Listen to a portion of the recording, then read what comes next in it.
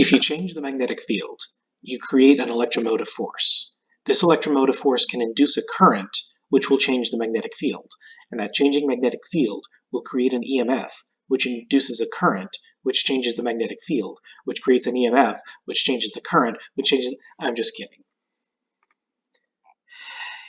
In a solenoid, remember a solenoid is a wire usually wrapped in a cylindrical shape, although it could be a toroidal shape.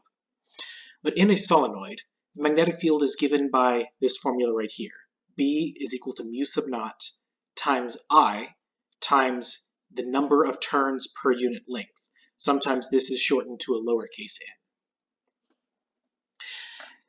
If the solenoid has a cross-sectional area A, then we can say that the total flux inside the solenoid from its own current is equal to magnetic field, which is this, times N times A. Because the solenoid is composed of multiple loops, we need this N twice. This N for creating the magnetic field, this N for the area. Now the electromotive force depends on the derivative of flux. But if we look at all of these terms, mu sub naught, that's a constant, that's not going to change. N is not going to change. The length and the area of the solenoid are fixed from the geometry. So the only part on this side of the equation that can change is the current.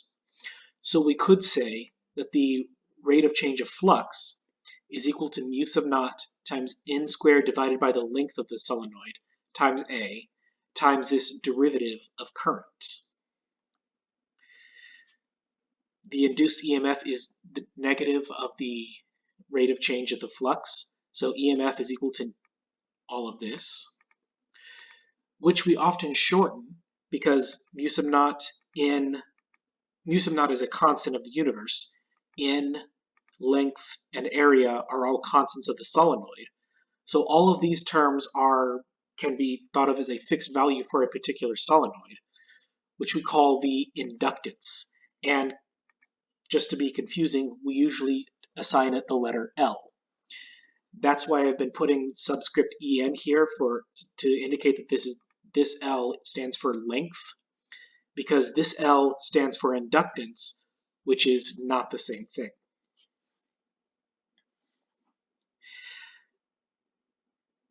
L has its own units. The units of inductance are called the henries, abbreviated to a capital H.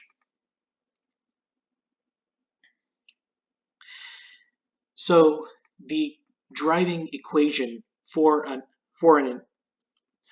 inductor is that the voltage across the inductor is equal to the inductance of the inductor times the derivative of current.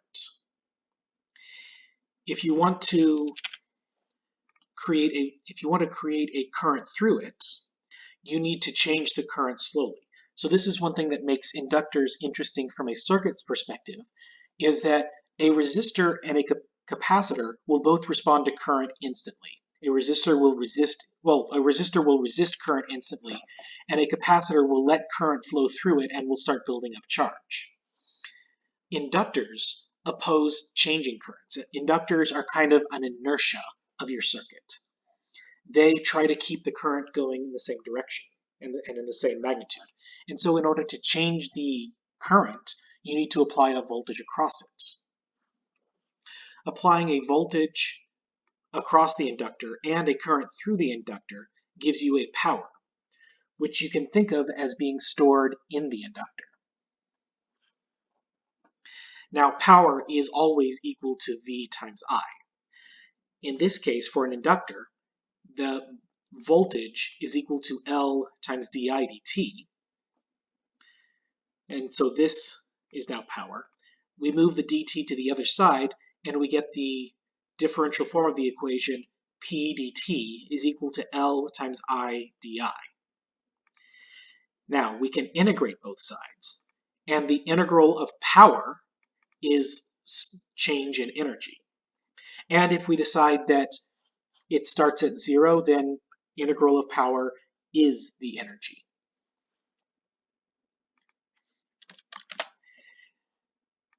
On the other hand, integral of L I di.